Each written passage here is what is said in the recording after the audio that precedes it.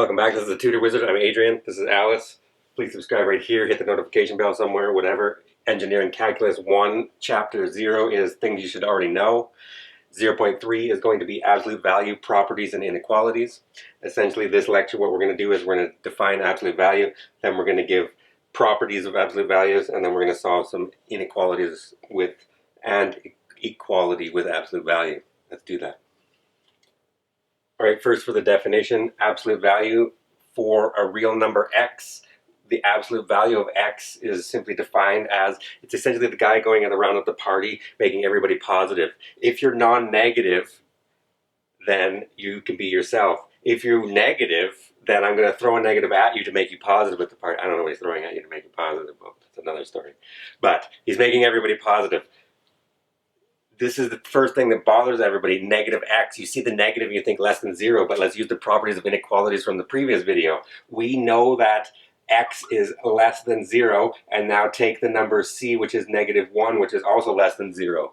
Then by the properties, if c is less than 0 and I multiply an inequality by that number, it flips the inequality. So that's going to say multiplying this by this number, -1, is going to give me negative x is going to be larger than -1 times 0, which is still 0. Or this says negative x is a positive number. Because x was already negative, negative x makes positive. So absolute value just makes everything positive is what's happening here. And therefore, it doesn't matter whether we have some more complicated expression in x. If it's a real expression, then this horrible thing is, once you calculate whatever that is every time, it's still a real number. So the absolute value of a of x, some expression in x, a variable, or more than one variable, but for now one variable, is going to be itself if that thing is positive. And guess what? We're probably going to get a nonlinear inequality or something like this. And how do you solve those? Watch the last video. And then you're going to get negative a of x, and we're going to have to solve some nonlinear inequality, possibly of a of x is less than 0. And this is how we're going to solve absolute value inequalities. Eventually, we'll do this and then find out when the nonlinear inequalities are positive or negative, and then answer this question. Let's do an example of absolute values first. All right, example 1, find the absolute value of each real number. We have 3, -2, 0, 3 minus pi, and √5 minus 3. What we're going to do for each one is we're going to use the definition in this case. How do I do that? What you're actually asking is, what's the absolute value of 3? What you're really asking is, what's inside the bars? You want to release this from its prison because you're like, I just want them to be gone. How do I make the absolute value symbol gone? The question you're asking is the thing on the inside positive or negative? With the number 3, it's obvious. 3 is positive, so it's 3. Since is what you never wrote before. 3 is greater than or equal to 0. That's the definition. You're yourself if you're non-negative, which 3 is.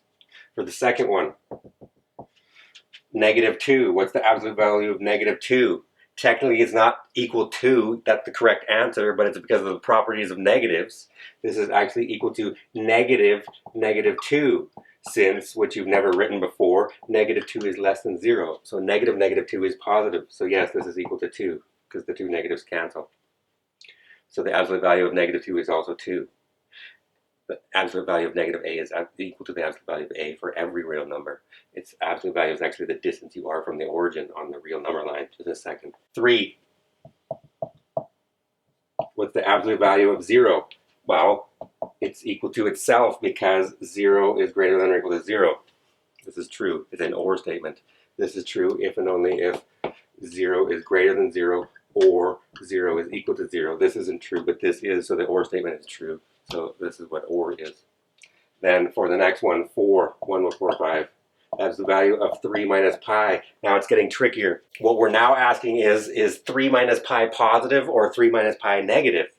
And so I'm going to use intuition, and hopefully you know that pi is 3.14 something, blah, blah, blah, so that 3 is straightly less than pi. And that means I'm going to build what I have inside there by subtracting pi from both sides of this inequality, which I'm allowed to do, and it won't change the order of the inequality. So that will say that 3 minus pi is less than pi minus pi, which is 0. And so I see that 3 minus pi is negative. So the absolute value of this thing, by definition, is negative itself, what's on the inside. So this is going to say that the absolute value of 3 minus pi is equal to negative 3 minus pi, which is pi minus 3. Now that thing is positive. It's 0.141592 dot dot dot dot dot dot, because the whole digit will cancel. And now for the last one. And here's where we'll be super tricky. We're asking the same thing as this one, but now it's not pi, it's some other irrational number, square root of 5. So what is the absolute value of the square root of 5 minus 3? What I'm asking myself is the square root of 5 minus 3 positive or negative? How do I find that out? Compare root 5 and 3. Well, how do you do that? Well, first compare 5 and the square of 3, 9. So I note that 5 is less than, what's the closest perfect square to 5 on the real number line? Here's 5, 6, 7, 8. Aha, there it is, 9, 3 squared. I'm looking for the perfect square above it, but nearest. And so coincidentally, it happens to be our number 3 squared. Once I do that, I see that this says if I square root both sides, I'm abusing a little bit, that doesn't change the order of the inequality either by square rooting both sides. But that tells me that the square root of 5 is less than 3. Now subtract 3 from both sides. That tells me immediately that the square root of 5 minus 3 is less than 0. So this thing has to be, it's negative. So this says that the absolute value of the square root of 5 minus 3 is equal to negative root 5 minus 3, which is equal to 3 minus root 5. All right, let's do the properties of absolute value, and then we'll start solving absolute value inequalities.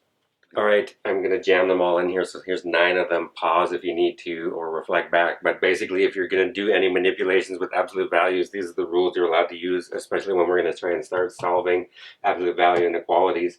Again, in these ones, before I go through them, I put the absolute value of x, but you can put absolute value of a of x in there if you want in any of these spots, and then it would be any function of x is going to be, you put the thing in between them if it's less than or equal to a, and if it's an a of x then it's going to be a of x. That's the way I should have wrote it anyway, so you can just get to watch me in the video edit.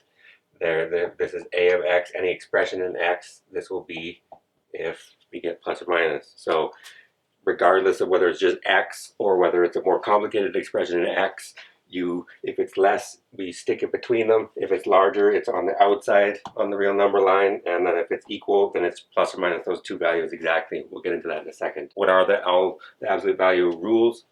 Let a and b and x be real numbers, or a of x be an expression in real numbers. Then we have that the absolute value of a product is the product of the absolute values, so you can split this. The absolute value of a quotient is the quotient of the absolute values, provided obviously that b is not 0. The absolute value of an exponent is the exponent of the absolute value. The absolute value of negative a is always absolute value of a. This says it's symmetric. This is distance, essentially. The negative a is as far away from 0 as a is, just on the other side. So negative is the orientation myth. And absolute value is greater than or equal to 0, and it can only be 0 if and only if a is actually equal to 0. And we have the triangle inequality. Absolute value of a plus b is less than or equal to absolute value of a plus absolute value of b. There's a triangle in there somewhere. But basically, if you have 3 sides of a triangle, a plus b, then it's saying that one side of a triangle, the length of one side is always less than the length of the other 2 sides. And this is where it gets the terminology triangle inequality. These are the first 6, essentially, are the main ones dealing with 2 real numbers, a and b. The last 3 are going to deal with expressions involving x or x itself. And so if we have some expression in x, absolute value is less than or equal, you can change this to strict inequality or weak inequality, however you want. I've listed them all as weak inequalities. It doesn't change except you're either going to be allowed to equal negative a and a or not equal negative a and a. So if you're less than or equal in absolute value, how do you get rid of the bars? You stick whatever's on the inside of the bars between negative a and a. And if you have absolute value is larger than that, how do you get rid of the bars? You say that it's everything which is larger than a or everything that is less than negative a. Again, pictorially what this is saying is here's negative a, here's 0, here's a. The absolute value of a is equal to the absolute value of a. It's the same distance, this guy. is absolute value negative a, absolute value a. They're equal because they're the same distance. And then if I start to look at some expression that's involving that, when is this positive or negative? It's going to be in these three areas. If a of x is larger than or equal to a, this is if a of x is less than or equal to negative a, and this is when, of course, negative a is less than or equal to a of x is less than or equal to a. And that's what these properties are saying.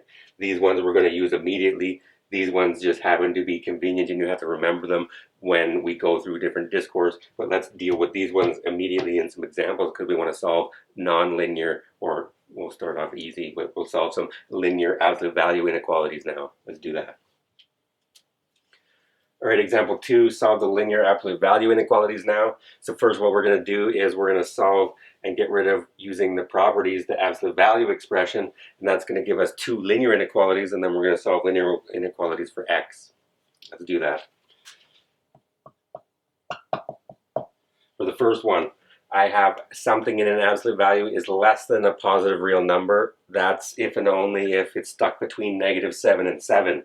So the absolute value of x minus 1 is less than or equal to 7 if and only if -7 is less. To get rid of that, I put whatever's in there between -7 and 7. X minus 1 is less than or equal to 7. Now what do? Now I have 2 inequalities. You could technically view this inequality and solve for x, and then you can ignore this and do this inequality, but I'm going to do them all at the same time. So we're going to add 1 to all 3 sides of these inequalities, and then what we're going to get is, if you want, technically what I'm doing is -7 plus 1 is less than or equal to x minus 1 plus 1 is less than or equal to 7 plus 1. And then cleaning that up, that's going to give me if and only if -6 is less than or equal to x is less than or equal to 8. And then what is that on the real number line? That says that the absolute value of x minus 1 is less than or equal to 7 if and only if x is in the interval -6, 8. Which on the real number line is going to be -6, 8, because I said it was. Should be slightly, 0 should be closer to that one. And then we're going to get all of the guys in between, including -6 and 8. I was talking to the board too long, so I had to turn around. So what that says is, to get rid of the bars, and if it's less than or equal or less than, you stick it between the -a and a, in this case 7. Then now I'm solving, in this case, linear inequalities. I solve for x in both cases. I get an interval, and this inequality is true if and only if x is in this interval. For the next one, we're going to have to do 2 intervals because it's a greater than 3. For II, we have 2x plus 1 is strictly larger than 3. That is by the properties if and only if 2x plus 1, whatever was inside there, is larger than 3, or if 2x plus 1 is less than -3. Now what I'm going to do is, because this one's a little nicer for you, as long as you can remember it, they're separate inequalities. I'm going to solve each one for x simultaneously. I'm going to subtract 1 from both sides. This will give me 2x is larger than 3 minus 1 is 2, or 2x is less than -3 minus 1 is -4. And this will be if and only if we can now, I check 2 is positive, so it won't change the direction of the inequality. Therefore, I get dividing by 1, but dividing by 2 or multiplying by 1/2, I'm going to get x is larger than 1 or x is less than -2. What that does as an interval says this is true if and only if now we have that x is larger than 1 or x is less than -2 is what we came to this conclusion. And that what that gives me is, here's -2 and here's -1, 0, 1. We're not allowed to equal 1. We're not allowed to equal -2, but it is all the points in here and all the points in here. This is how we solve absolute value inequalities. Let's do another example.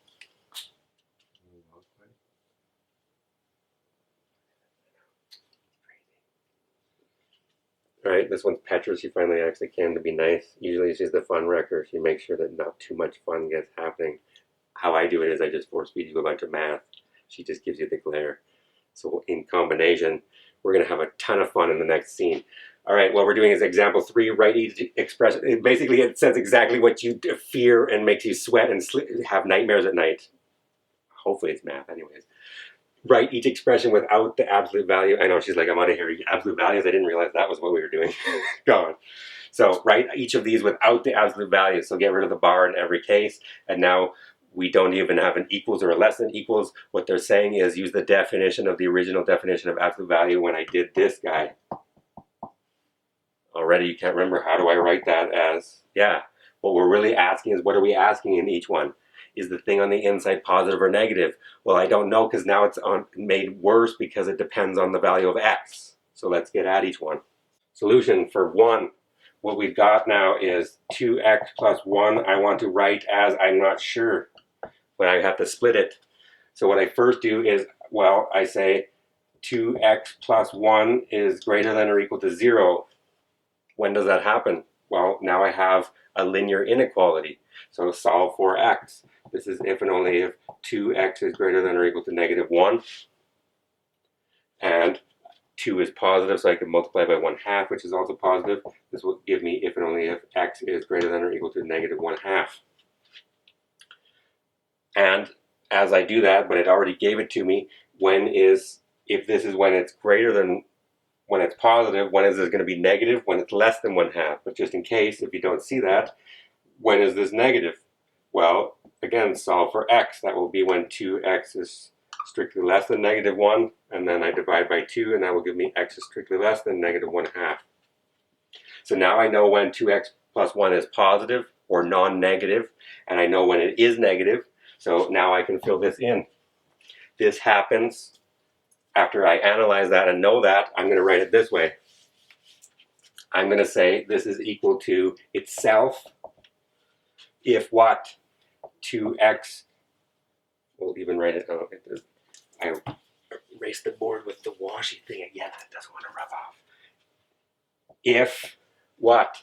2x plus 1 is greater than or equal to 0, and we saw that's if and only if x is greater than or equal to negative 1/2. And then here, this is negative 2x plus 1 if 2x plus 1 is less than 0, and we just saw that that was if and only if x is less than 1/2. And usually in the book, what they're going to do is block this off and just say, this is when this is true. And you're like, well, how did you get the negative 1/2? You have to solve this to find out when he's positive or negative. To get rid of the absolute value, we're asking when is this positive and when is it negative? And if the variable x is ranging over the real numbers, we have to find out when that is. And what that's telling us is, when we do the next section, is that this is the graph of, first of all, we have 2 times x plus 1/2 in absolute value, which says that we have the absolute value vertically stretched by 2 and shifted to the left by 1/2, and we're just going to have this fancy v is essentially what's going to happen. But either way, it happens at negative 1/2 is where all that magic is going to happen. Let's do the next one. This one's easier because x squared plus 1. But if I want even an intuitive pictorial representation of that, x squared plus 1 is the graph of x squared shifted up 1 unit, so it never is 0. So in particular, this is going to be equal to itself, since x squared plus 1 is greater than or equal to 0 for all x in R. X squared plus 1 is always positive, so the absolute value of something is itself if that thing is always positive or non-negative. But in fact, it's actually strictly larger than 0, so it's equal to itself. The next one, we got to be careful. It's going to dip down, and we're going to have to tell us from this picture intuitively. We can see when is it larger than 0 in this interval, negative infinity to negative 1 and 1 to infinity. And then it's less than 0 in this interval, and we're going to have to do something with that. So how do we do that? The absolute value of x squared minus 1 is equal to the absolute value of x squared plus 1 times the absolute value of x squared minus 1. This is the absolute value of a product, is the product of the absolute values. I can write this as the absolute value of x plus 1 times the absolute value of x minus 1. Or what we're essentially going to do is I'm going to worry about this one specifically, and I'm going to find out when it's positive or negative, and then deal with when, and then get rid of the absolute value that way. So instead of doing this, what I'm actually going to do is, when is this thing positive or negative? Well, I don't know. What I'm asking is, when is x plus 1, x minus 1 greater than or equal to 0? oh, this is a quadratic nonlinear inequality. So I split it. Where's the roots? Negative infinity to negative 1, negative 1 to 1, 1 to infinity. I split this up. Then I have x plus 1, x minus 1, and then the product, x squared minus 1. I want to know when is that positive or when is that negative. But in here, what I'm going to get is, I'm going to get negative, negative, so positive, and that's what we wanted to keep for when it's equal to itself. And then what I want this time is going to get a positive and negative, so we get negative, and that's going to be when we're equal to, it's, yes, it's greater than negative 0, no, it's not greater than negative 0, and here we're going to get plus, plus, plus, so yes. But now we have to use this chart in a slightly different way. From this nonlinear inequality, what this says is this absolute value is equal to x squared minus 1 itself if this is true or this is true. And because it was weak inequality, I can use equals. So if and only if now x is in negative infinity to negative 1, union 1 to infinity, which I just found out from this table, these two places, and it's equal to 1 minus x squared, the negative of x squared minus 1, I distributed the negative through, if and only if x is inside, oh, careful, negative 1, 1. And in this case, we want when it's strict inequality, strictly less. So this is when and how we get rid of absolute values in this scenario. Please subscribe right here, hit the notification bell. Next time what we're going to do is the Cartesian plane.